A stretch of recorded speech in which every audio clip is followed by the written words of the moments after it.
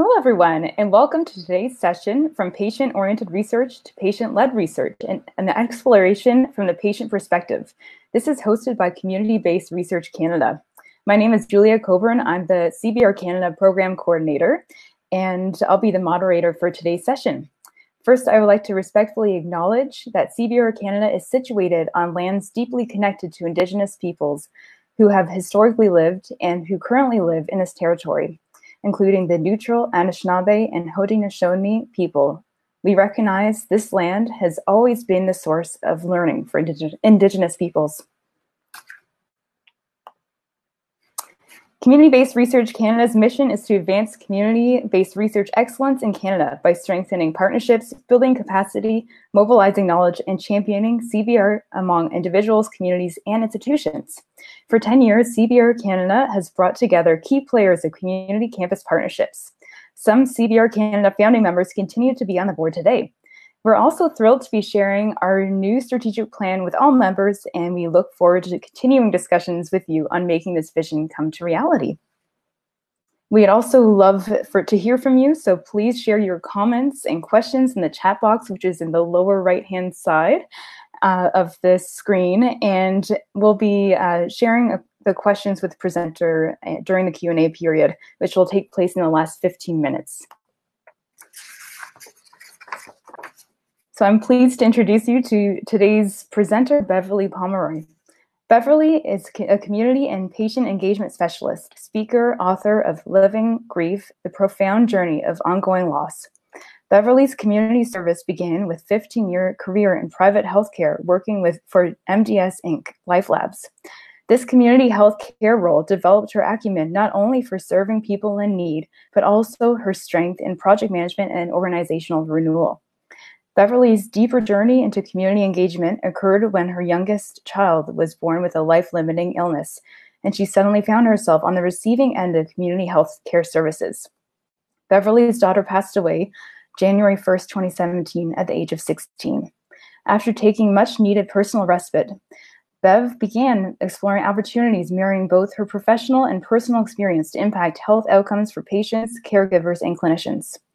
Beverley sits on many local, provincial, and national councils and has recently accepted a position as a patient engagement specialist with Fraser Health Authority, a Canadian Institute of Health Research, Strategy for Patient-Oriented Research Initiative.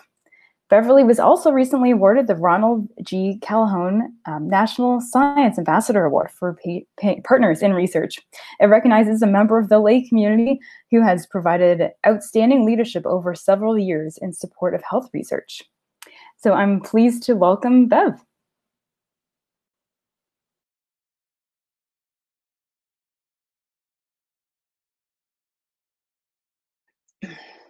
Hey everybody, that's quite the intro, Julia. Thanks for that. I also happen to really like burgers and golf and like a good lager here in BC. So I am situated here in BC, just outside of Vancouver, and I do want to acknowledge that I live and work within the ancestral, traditional, and unceded territory of the Coast Salish Nations, and I feel super grateful to have that opportunity. So we're going to start with a poll, and I think Julia's going to put it up, and it really is about getting to know you, just so I know who's here on the phone call. So the first question is, how familiar are you with patient-oriented research? And then, do you currently collaborate with Patients Public on research projects in partnership?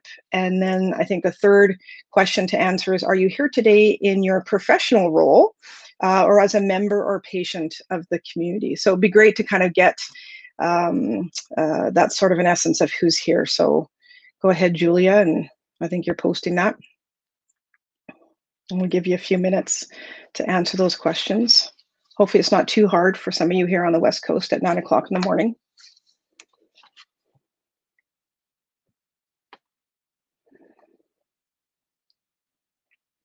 There we go. So how familiar? Somewhat familiar.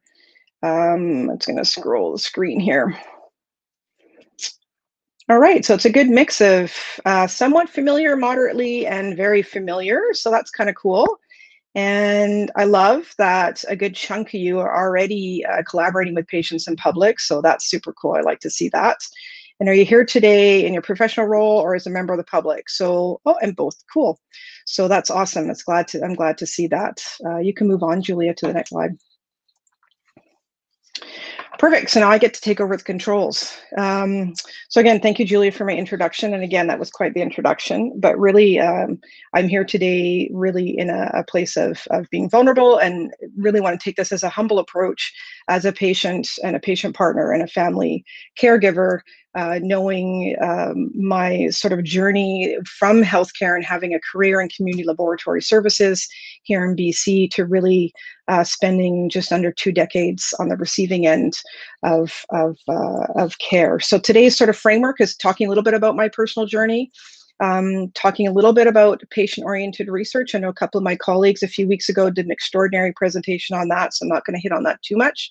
The evolution of patient-led, or kind of what I'm calling patient-initiated research, and this is specific to health research. Those of you that are here as community researchers, I have been doing this for a long time, so I appreciate your experience in the conversation. And then talking about some of the benefits and challenges, and again, really opening up to a conversation. I'm not here in an expert role in research. I'm not here as an expert of patient-oriented research either. I'm here as an expert in my experience of being a patient partner, my experience in healthcare as being a caregiver of my daughter, Sophia. So I appreciate everybody who's attending today.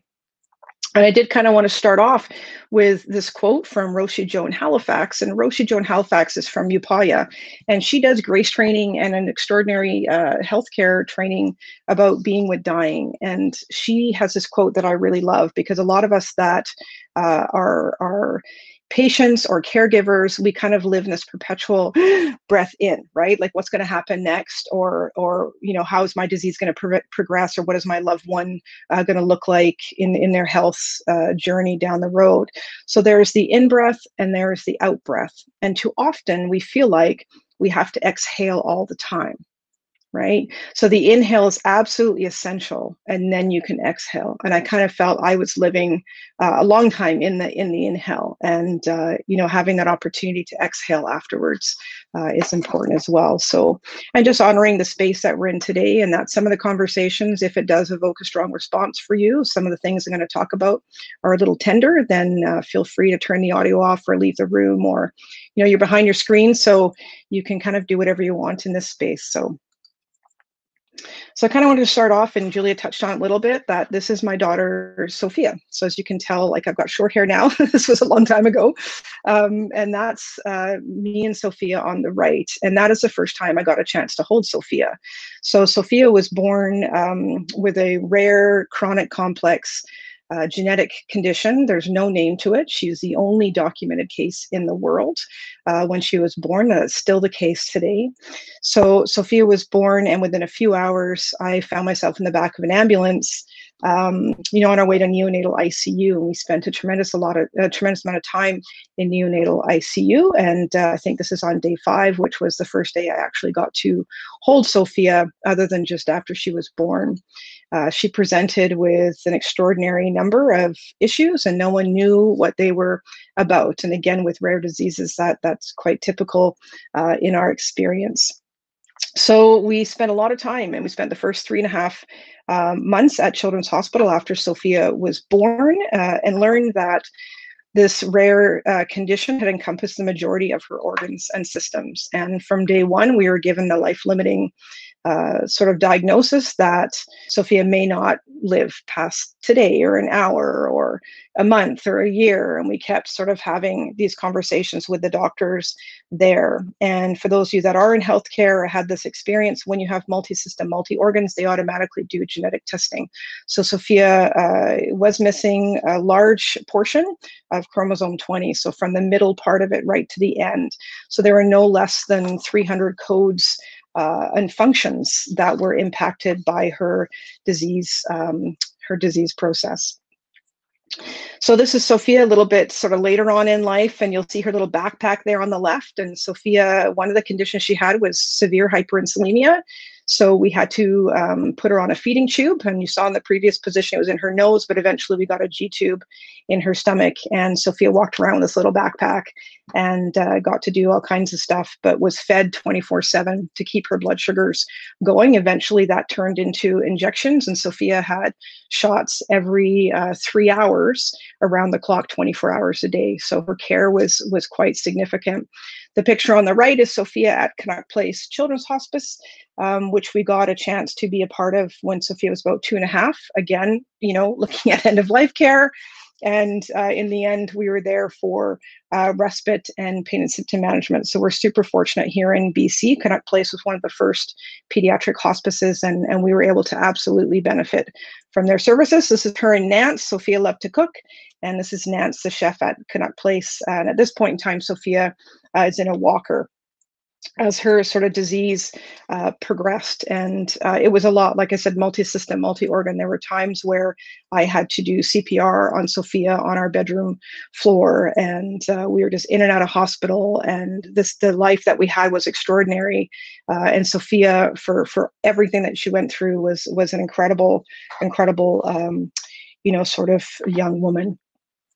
And this is Sophia a little bit later in life, and there she is, her favorite pose with the fingers up and her glasses. Eventually, Sophia did require oxygen, a significant amount of oxygen.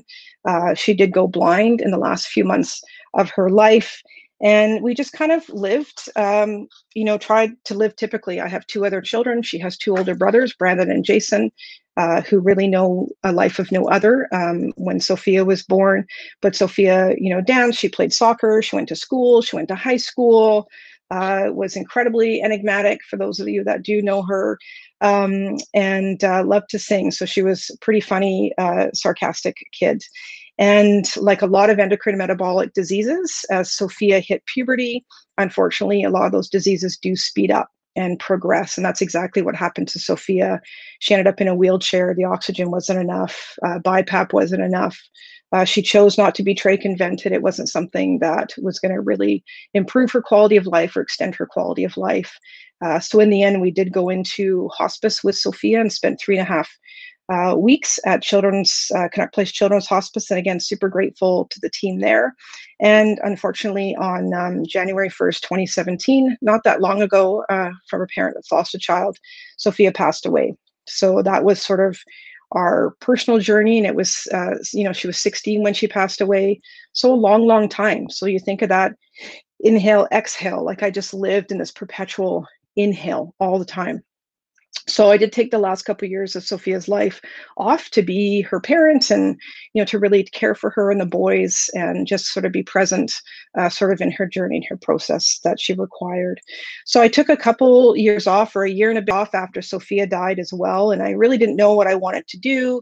What can I do holding that kind of grief? We're a bit invisible parents, bereft parents that have lost their children for a variety of reasons, but we're incredibly invisible. So what can I do with my experience? How can I go and work in a workplace and be vulnerable? We are incredibly vulnerable. We will be for the rest of our lives.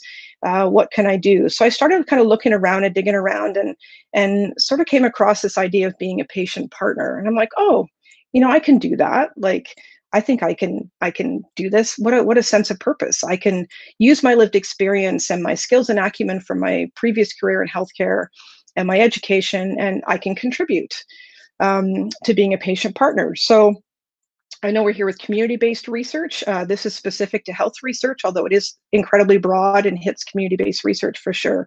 But in our world, and the patient partners are community members who want to be involved in improving healthcare. So while our experience with Sophia, as devastating as it was, we didn't have a lot of horrible experiences in healthcare, but we knew there are areas that could be improved and that we could do better in. And so this is what I sort of chose to do. And this is Patient Voices Network here in BC. We're fortunate to have sort of a matchmaking site for patient partner opportunities and patient partners in our community.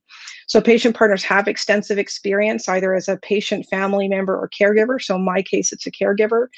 We have an array of backgrounds and experiences. You've heard a lot of mine in regards to my career and my experiences with Sophia. I am part of the LGBTQ community, so of course I have the diverse lens as well in healthcare. We seek meaningful involvement. So for me, I wanted to be involved in chronic complex disease, in palliative care, end of life care, pain and symptom management, child pain, areas that were meaningful to me that I think I could have an impact. And then, of course, all of them are passionate about improving the quality of care. And anybody who's come across a patient partner, either in social media or in real life, we're a passionate bunch. And sometimes, people use that word not necessarily in a positive way, but we are incredibly passionate about the work that we're doing because we really, really want to have an impact, and we're sharing our personal story. So we're personally invested in the work that we're doing. So I kind of started off locally with Canuck Place Children's Hospice, being on their family advisory council. I then sort of shifted to Fraser Health here in BC and started working with their patient experience team and helping offer my lens to some of the work that they were doing. I then sort of fell upon provincial opportunities, BC Patient Safety Quality Council, being on their critical care working group, attending and speaking conferences, things like that. And then I stumbled upon Health Standards Organization Accreditation Canada, which I'd been introduced to at Canuck Place because they're an accredited organization, and had the opportunity to start developing health standards. New ones and revising ones. So the ones that I've particularly been involved with is leadership and governance, which is an interest, again, of mine. So I was able to fly to Ottawa. I collaborated with a variety of healthcare professionals on these teams, like the deputy ministers of health, clinicians, nurses, executive directors, other patient partners and families, community workers, to help really shape this idea of health standards in Canada, but globally. For some of my experience. I just want to touch on this briefly because patient partner, really becoming a patient partner, there is a hiring process. And there is sort of a bit of a debate that patients use the word experts. We sort of straddle this really interesting, world. So health professionals, are experts in their field, but patients really are experts in their experience. And I think that's really important to understand, that we are experts in our experience. So I kind of use the term in that context. But in regards to being hired, it's actually quite comprehensive. Like, you have to submit an application, pretty much a patient partner resume or your own CV, usually a 500-word, written summary on your personal professional experience, going through a series of interviews. I've gone through panel interviews to be a patient partner in certain organizations and roles. It really is quite a comprehensive process. It's not just, hey, I'm going to sign up and here I am, I'm going to get involved in being a patient partner. There really is a process to it, and knowing that, you can appreciate that there are going to be some barriers to representation because it is a process, and that's where I think some of the challenge is, where we don't have diverse and lens, because how do we ensure that this process is safe and people feel safe in this process? So a lot of you are familiar with this. I know my colleagues a few weeks ago touched on this as well.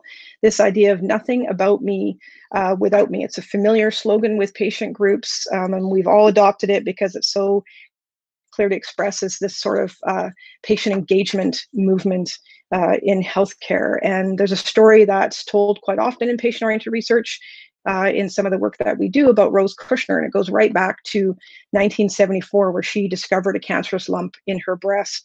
She started doing her own research at the library, what was available to her, and with that knowledge, she disagreed with the standard treatment of breast cancer at the time, which pretty much was, we're going to knock you out, you're going to be under anesthesia, and we're going to do a tumor biopsy and a radical mastectomy, and basically whatever we want or we think you need to have done without your I don't want to say consent, because there's consent involved, but without you sort of having a choice or pretty much a choice, right, to decide how you want to do it. So she didn't like that. So she wanted a diagnostic biopsy, which would allow her to decide what action to take next. And it was determined, the biopsy, that it was cancerous.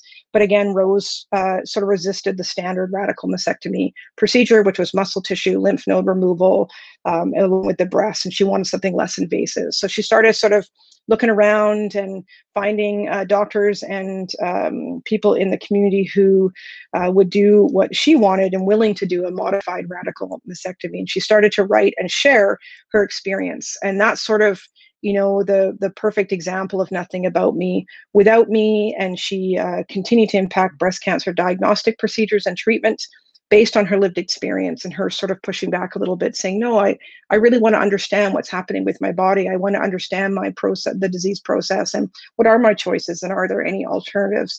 So, you know, it's kind of a great example that we use.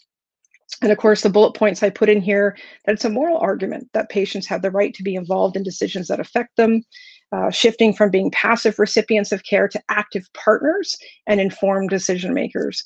Social movement here in Canada, considering we do have social healthcare system funded by tax dollars. So, you know, these are sort of the three main points around the patient engagement movement and this idea of nothing about me without me.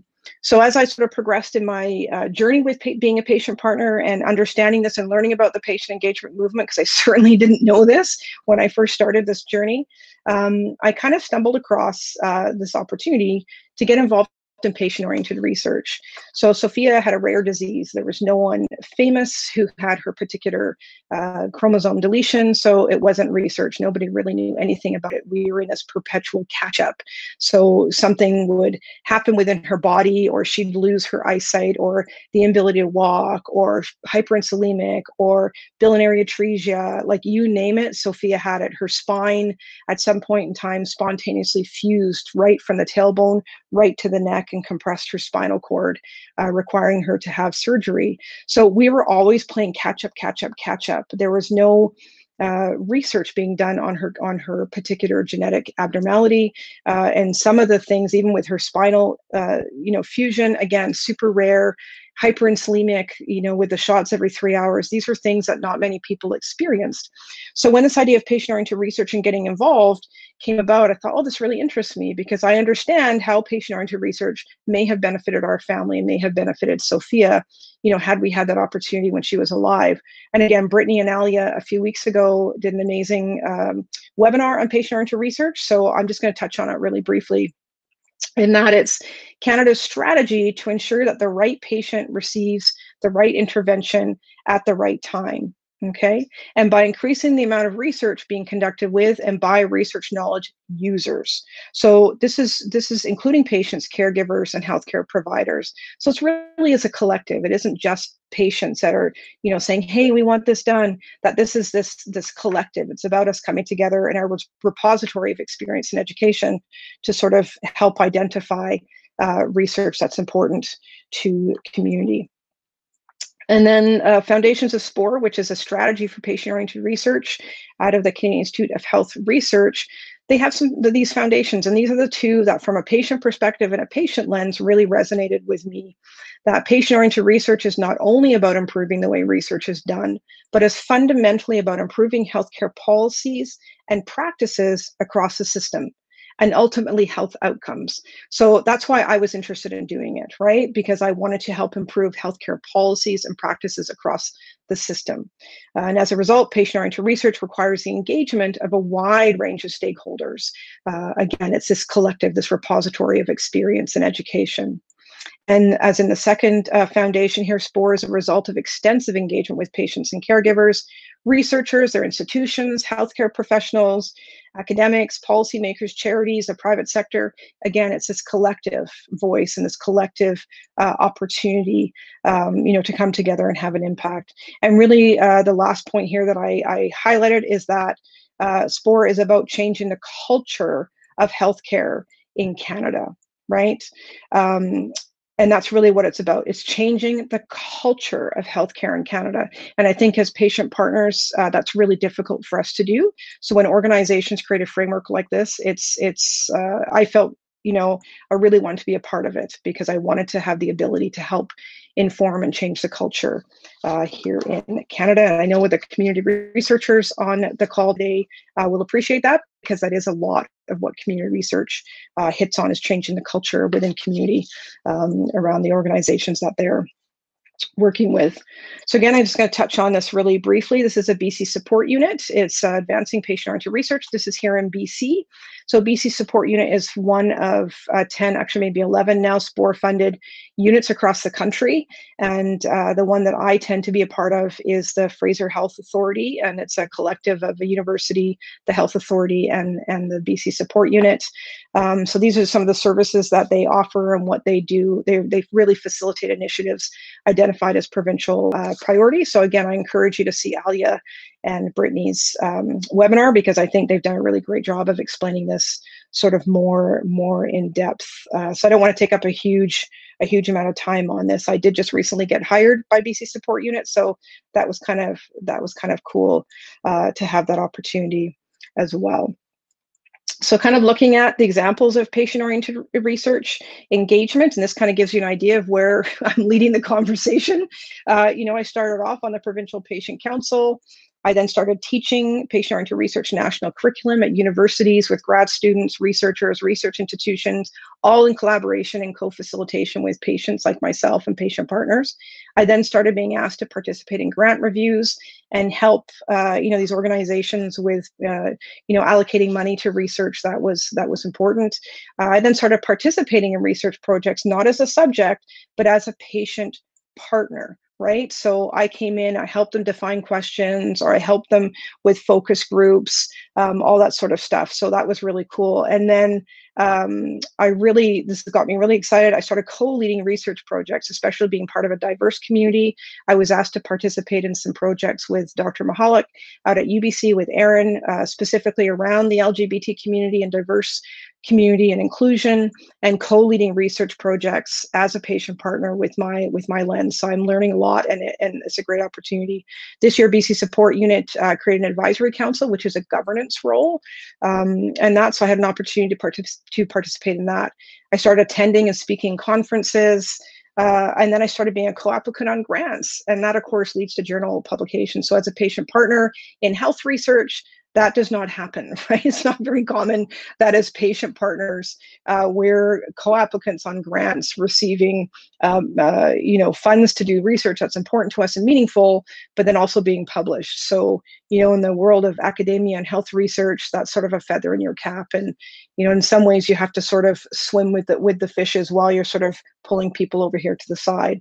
And then finally, one of my colleagues and I, as a patient partner, when a good friend of mine, Lisa Ridgway, we started SPORcast, which is a national podcast specific on the patient-oriented research here in Canada. And we talk to all the stakeholders in patient-oriented research and really have these dynamic conversations. So these are examples of my journey. And so if there are other people here that are looking at wanting to get involved, or you don't know where to include patient partners, this is sort of of how I sort of transitioned in the work and stuff that I'm doing.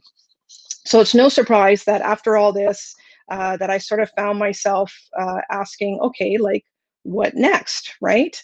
I'd sort of gone from family caregiver of Sophia to patient partner in healthcare to now patient partner in patient-oriented research. And so I was sitting here and have been sitting here for a long time going, like, now what, right? Like, what do I want to do? What is this place of evolution discovery? And what I wanted to do, especially in health research, doesn't really exist, right? So I'm looking at something that maybe people have touched on, but it doesn't really exist, and stuff. So I started sort of looking at my experience with Sophia and wondering about my own sort of self now. Like, my boys are grown, and Sophia's passed away 3 years ago. I'd exhausted 5 counselors in my experience with Sophia because nothing really fit what I was going through. Physically, after Sophia passed away, within the first little while, I started to have a lot of health issues. So I had some heart health issues, high blood pressure, migraines, weight gain, understanding that as someone's disease progresses, whether for them or as the family caregiver, your life becomes very, very small, and your life becomes quite sedentary for the most part, sitting in ICU or sitting in hospice. So all these different things sort of added up for me over the years. And, the last few years with Sophia required a lot of physical care, oxygen. She lost her eyesight, all these different things. And so I was pretty much up 24/7. Her injections, like I said, were every 3 hours, and that was 24 hours around the clock. So physically, after Sophia died, I found myself just really struggling. And in fact, I think week 1 or week 2 after Sophia died, you can't really see it in the haircut that I have now, but I got this spontaneous grief streak, like just this white grief streak that just went right up across my hair. So I knew something was happening, and I knew that maybe I wasn't getting the care that I needed at that time. So I really found myself floundering and trying to, fit my square peg into a round hole. And what I began to understand at that time was I was really experiencing sort of this intersection of trauma and grief, and that I was at this intersection. And I'd had all this experience being a patient partner in patient-oriented research, and I thought, well, like, what would that look like if I wanted to look at something that was important to me and that would help me and my sort of vulnerable community of breast parents in my journey of patient-oriented research. So I started looking at this intersection of trauma and grief. I talked to the counselors at Canuck Place, other counselors across the country, palliative care specialists, other parents who had lost their children, parents who are currently caregivers of children with chronic complex conditions. So I started sort of doing my own informal research, as a parent, as a breast parent. And I kind of came up with these things in sort of the basic search that I had done. And I won't try and get to them too much, but just to give you a little bit of a framework, that family caregivers experience anxiety and distress and depression at levels greater to or equal to patients. 20-30% of care partners experience post-traumatic stress symptoms. Bereft parents on average report poorer psychological well-being even many years after a child has died. And this is the one that really pushed me over the edge, which was only 5% of parents who had lost their child continued to function steadily well. And I know that when we say steadily well, that can mean anything and everything to anybody, but it really bothered me because it meant that 95% of us in community who have lost a child are not functioning steadily well. And that scared me. I thought, oh my God, I'm in that 95 percentile. Am I going to, end up dying by suicide? Am I going to ruin my body? Am I going to have a heart attack? And, so I started having all this sort of angst, around what was I going to do with this information? Like, how was I going to have an impact? And talking to other patient partners and families. So my community of families that I talked to, these are sort of some things that we wanted to know.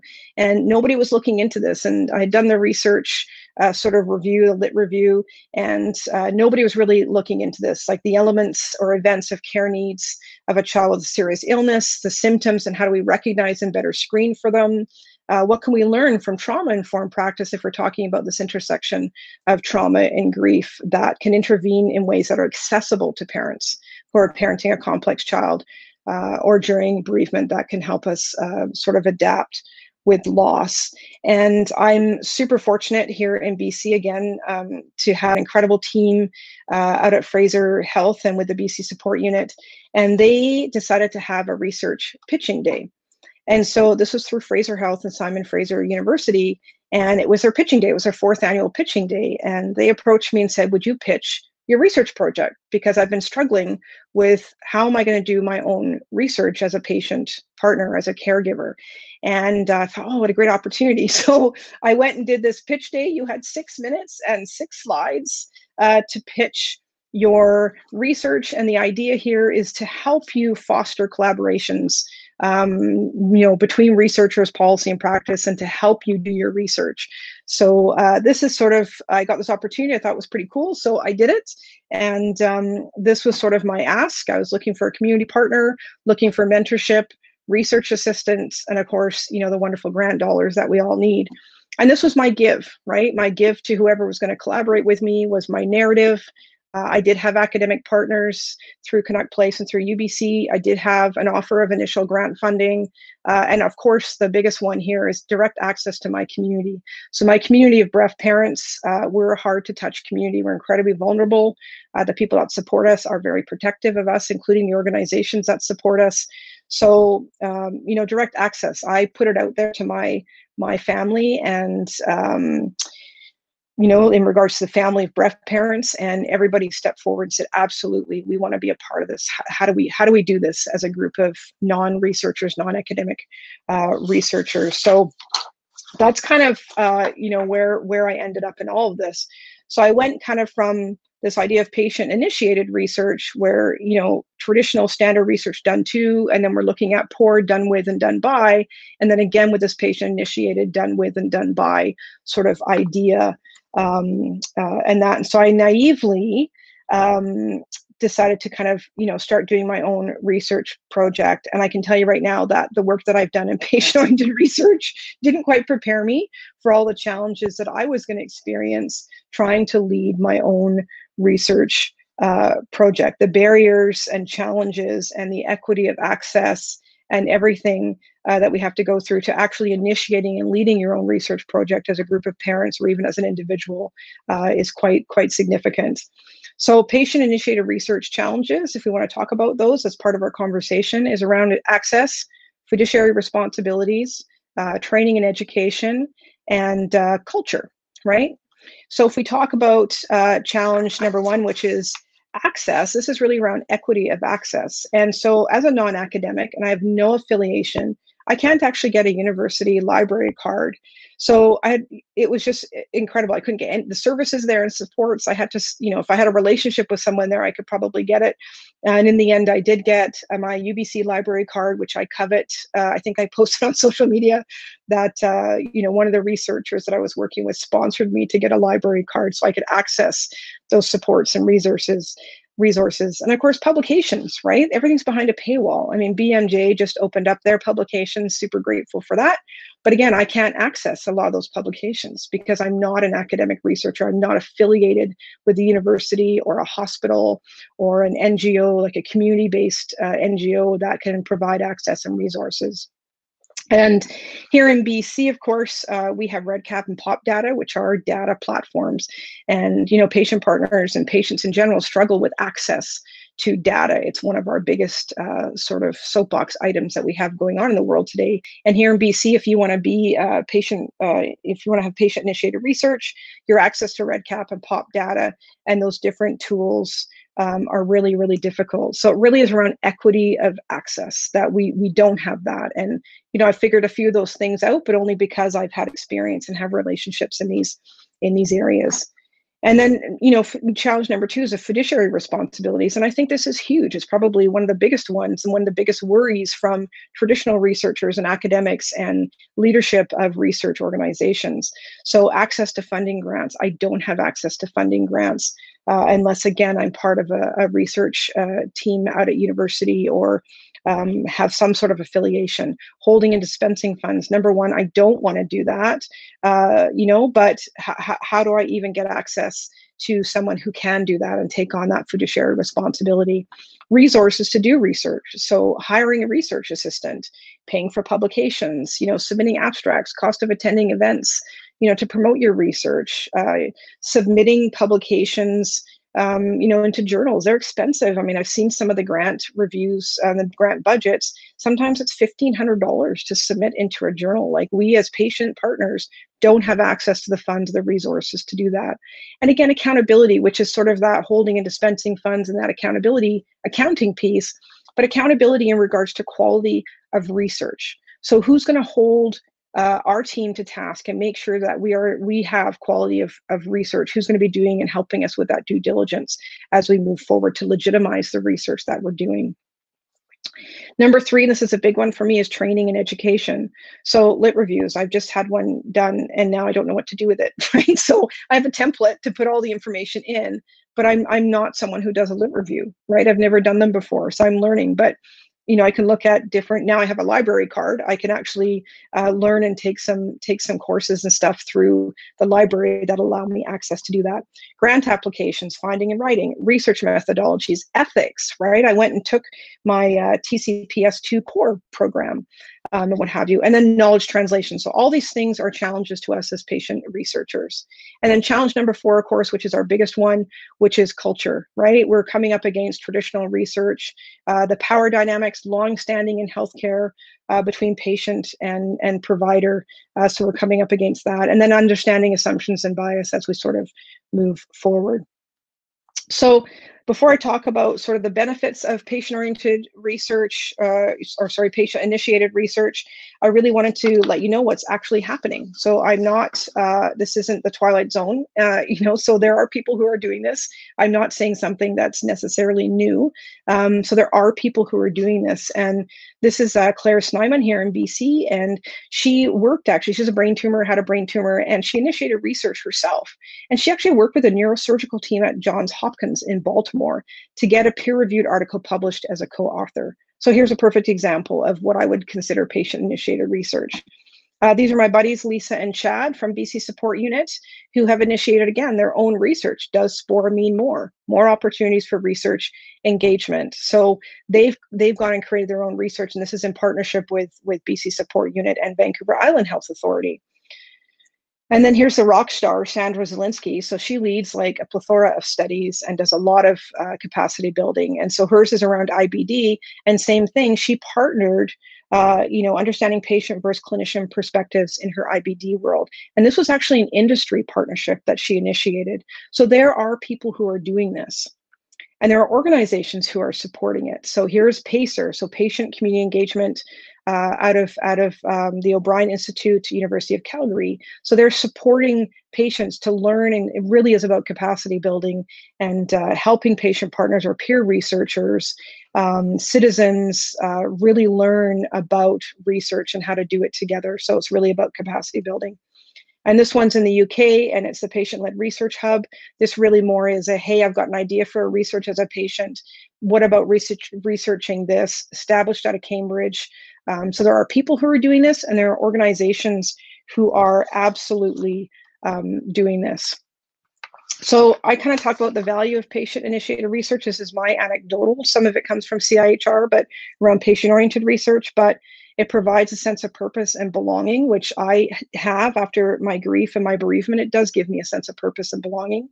It focuses on patient-identified priorities. So for my group was around this intersection of trauma and grief. Improves patient outcomes, right? So as defined by patients. There's a built-in narrative when patients are involved in research and are leading research. You have access to the patient community. So again, for my vulnerable community or my diverse community, this direct access. Knowledge dissemination, and really, talking about that knowledge being pushed out into community. We have the vessels and the bridges to do that. It fosters inclusivity, right? So it's shared leadership. I believe in the word stewardship. So it's shared stewardship of the work that we're doing.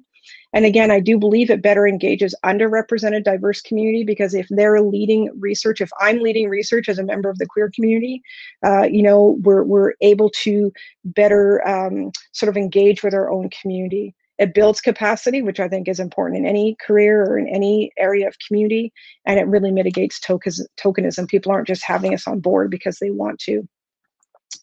And this was a report that came out by Dr. Trish, and she wrote this article just recently in November. And, she's a recognized academic in primary healthcare in London. And she recently published this paper in November of 2019 towards an Institute for Patient-Led Research. And this really is my nirvana, and I really encourage you to go read her paper. So that there's sort of these four areas: transformative involvement of patients, a question of power. And she talks about what that's involved. A different kind of knowledge that patients bring, this experiential knowledge, the subjective, the lived body of knowledge, and collective knowledge generated by online communities, which is now growing. Governing patient-led research, so the scientific rigor and ethics, which I think is really, really important. Ensuring that it's scientifically defensible, right? That it's credible with clinicians and policymakers.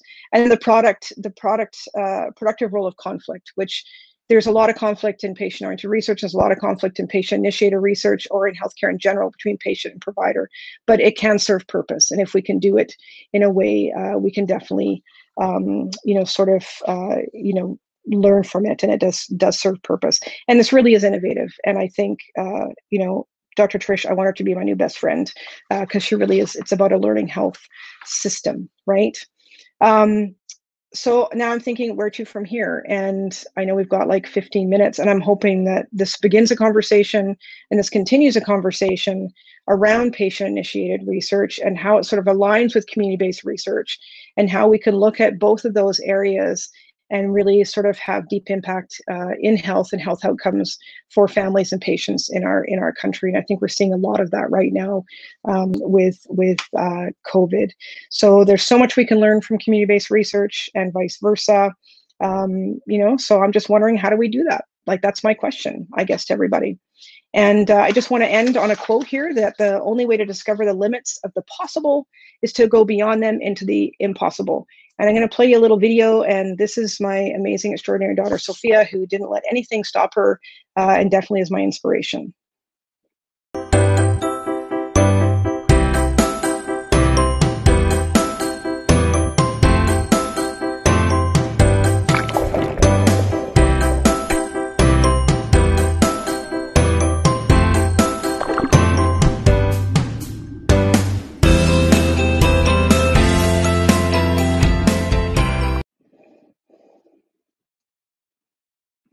And so I guess that's it. Julia, I guess you can come back on board, but I love that video. I think it just really sort of exemplifies what a group of people can do together to make something happen and real for the people out there who have a particular condition or need.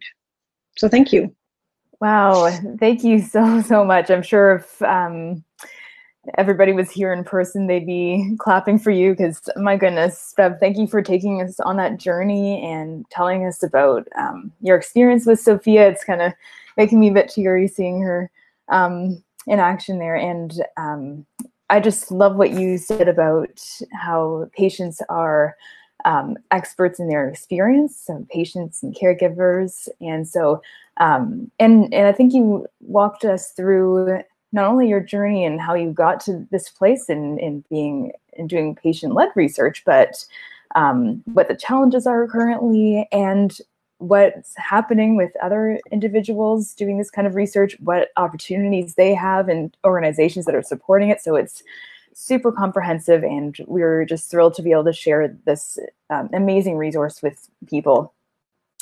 So that being said, I'm happy to share that this webinar is being recorded. So if you want to go back and look through this again or share it with your colleagues, it'll be available on communityresearchcanada.ca/webinars early next week, as well as the PowerPoint slides. And I'm going to also add a couple of the resources that Bev mentioned in this presentation. For sure. Yeah, so I wanted to now take up some questions that are coming in. I know that some have come back, or originally I could see a lot of feedback just thanking you for sharing this experience. And I wanted to ask you first a question from Patricia, who is asking how are the gaps between patient and public involvement in health research? How are they being communicated? And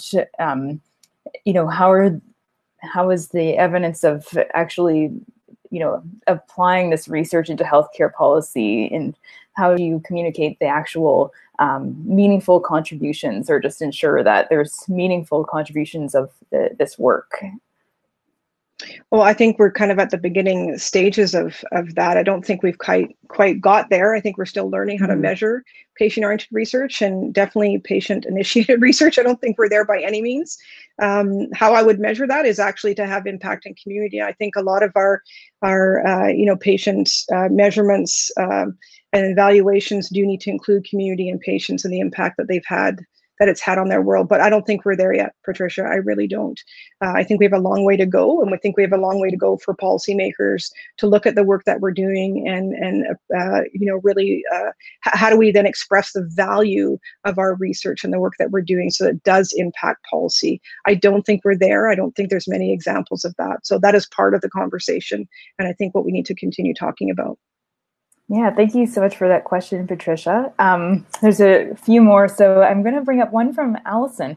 So she's curious about, so Bev, have you given any training to patient partners in patient-oriented research that you have found particularly helpful? And what makes for good preparation in this role as a patient-led researcher? Well, I mean, obviously, good preparation is your own lived experience, right? When I talked about we're experts of our experience, I think that's one of the biggest things that have prepared us for this work. I actually think that's probably 80% of the lift as a patient partner. In regards to training, again, I'm super fortunate to be part of an extraordinary team here in BC with BC Support Unit. They're super open. My particular team, Meg and Alia, Rich, and Brittany, have been super supportive in helping me and mentoring me to learn. And I think that's the key, is to really finding those opportunities for mentorship. And I think for those of us that are in this sort of world of patient initiated or patient oriented, is really, it's our sort of, I don't want to say obligation, but we do need to start mentoring other people to do the work that we're doing. So I think that's the biggest thing, is to kind of, glomp yourself on to somebody who's already doing it and sort of, learn from them. But BC Support Unit and SPOR has a lot of resources in whatever province you're in. Look at the support units in your province, and there are a plethora of resources that are there. Yeah, that's actually a really good thing to mention. Thanks for bringing that up, that there are units all across the country. So if you're not in BC, there are certainly resources would be available where you are. For sure. Yeah, and I've got a question here from Jackie. So thank you for sharing your experience. I'm curious to know if you considered hiring or bringing on a researcher under your direction to your research team to help with some of the challenges you identified. Well, Jackie, I would love that. Problem is being a patient researcher or leading my own research without having an academic association with a university, without being part of an NGO or a hospital, I can't apply for grants to hire anybody or to even post for an internship. I'm not legitimized, within the role that I'm doing in patient-led research. And so that is a big part of the problem. I would love to hire a research assistant or someone who has even more experience than me, for sure, to help me with my projects. I tend to bow to the people that have volunteered to help me along the way. But wouldn't I love to do that? I would love to create some sort of a patient-led or patient-initiated research institute where we have that legitimization and we can partner people to build their capacity and to really carry forward the research that's important. Yeah, and I know that this was something that you really wanted to be a conversation opener with this webinar. And so if you're listening or listening to the recording, and we have Bev's, I'm going to pull up your email address there again. Oh, yeah. In case, you want to stay in touch, because I think that's just a really important piece, is that this is something that I remember you were mentioning you want to see as a movement and pushing towards more of this work. So I've got a question from Kyle here. So as academics, we often want to work with patients as part of our teams. How do we go about doing that? Well, again, I kind of keep referring people to, BC Support Unit or Support Unit websites, because a lot of resources there. But one thing that I've actually been challenged with lately that I think we really need to start looking at is sort of, how does trauma-informed practice show up in patient-oriented research, or how does trauma-informed practice show up in patient engagement? And I think, while we have all these different tools and resources, we really need to look at patients and their experience and do enter it delicately, right? I think we need to be trained in trauma-informed practice to continue this movement of patient-oriented research or patient-initiated research. But definitely there's tons of resources out there, or, get hold of me. There's a lot of people on Twitter. We all sort of tweet about it and stuff. So there are quite a few resources on how to do this, but really, I think it's a culture shift. So, you kind of have to leave your hat at the door as a researcher and really sort of humanize your experience to really bring on patient partners in the work that you're doing. Yeah, thanks for mentioning that, and thanks for that question, and wanting to bring patients into your research in this. And I've got a question from Rich, and just, can organizations like Vancouver Foundation give you funds to hire an academic to help lead your team? Yeah, they can. Vancouver Foundation is one of the largest private foundations here in the country. So there are foundation grants that you can access, but again, there's limitations. We quite often have to be partnered with a nonprofit organization or some other institution in order to even apply. But even before that, So Mm-hmm. applying for a grant, right? I've looked at some of the grant applications and they're quite comprehensive. And I have experience in it, but a lot of people would not have experience in applying for grant application. You look at certain communities of immigration, migrant communities and refugees that may not have the same resources and privilege that I have in order to apply for those. So I still think there's some barriers, even though there are these little sort of pockets of money out there. Yeah, I think that's a really important point you brought up as well, because it's essentially like you fell into doing a PhD and having to do, Pretty much. there's so much you learned on the fly. It's pretty phenomenal, and just made it work. And so yeah, and writing grants is it's a challenging skill. So there's a lot of different skill sets, and if you add on top of that, marginalized communities, it could be quite a daunting thing to think about. For sure. Yeah. I find it daunting. I don't know anybody I else. would find it daunting if I was taking it on, anybody taking it on their own. And usually you'd have quite a team to do something like that. So let's see. If Liz has said, hello, Bev, would you make distinctions between how to approach community or public health patient/client research as distinct from hospital or clinical patient slash research?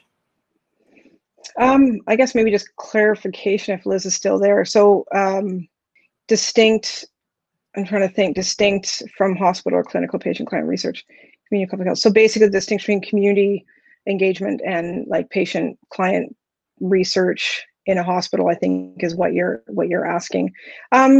I think that She says yes. nuts and bolts, yeah, I think the nuts and bolts are different for sure. I think, we all have different screw heads and things that are going on in each of those different areas. But I think the approach to patient engagement and patient client research as opposed to community, from what I know of community-based research, or community or public health, are very similar. I'm not sure that in health research in particular, in regards to hospital or clinical patient client research, I think community research has a lot more humanistic qualities to it and more community, I guess, awareness. Whereas in the hospital, as we all know, there's such a conflict between patient and provider. So, and it's very clinical, and there's lots of processes and very specific ways of doing things. And I think sometimes that can get in the way of patient engagement and making it more humanistic. Yeah, and Liz was just adding, clients and their support might be much harder to connect with or find in community practice.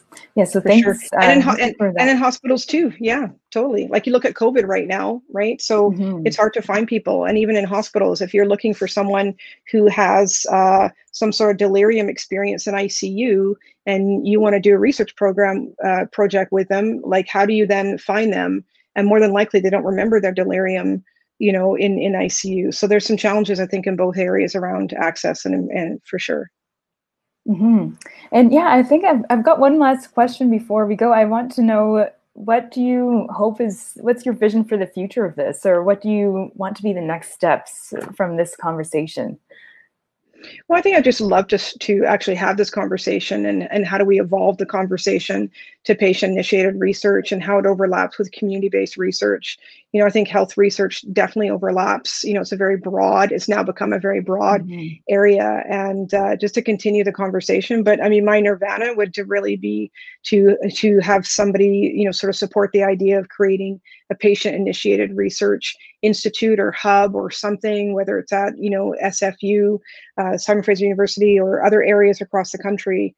I just think it'd be really valuable, even just to start that conversation in its infinitesimal sort of way. So that would be my dream. And of course, being a bereft parent and losing a child, this for me really is a passion project to encourage other people who maybe have gone through trauma in their healthcare experience to really sort of get a sense of purpose. And I kind of joke now, I've got this whole new world of finding Sophia. And so how do I find Sophia and how she made me feel as a mom, in this world now, in my career and in this idea of health research, and really trying to evoke some of the same passion that I had being her parent.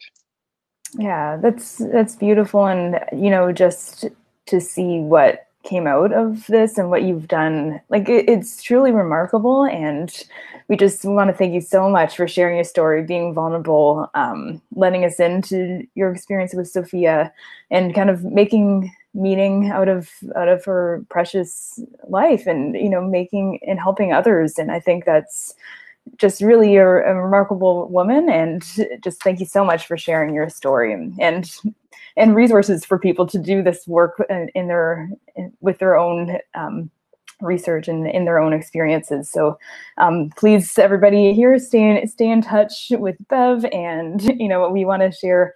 For sure. Again, thank you so much for this amazing webinar, Bev, and we want to share a couple more ways to get involved with CBR Canada. So you're welcome to become a member, continue to join other webinars such as this amazing webinar that Bev put on. We have one more webinar in our patient-oriented research webinar series that's happening on June 18th.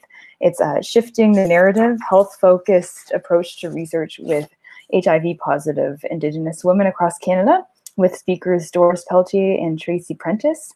And please continue to stay in touch, and you can follow us on Twitter and go to our website and sign up for our mailing list to stay tuned for more events like this. Great, thank you, everybody. Yeah, thank you so much, everybody. Yeah, please share your feedback, and on behalf of Community-Based Research Canada, I want to thank everybody for joining this event, and for Bev sharing your thoughts, and we look forward to staying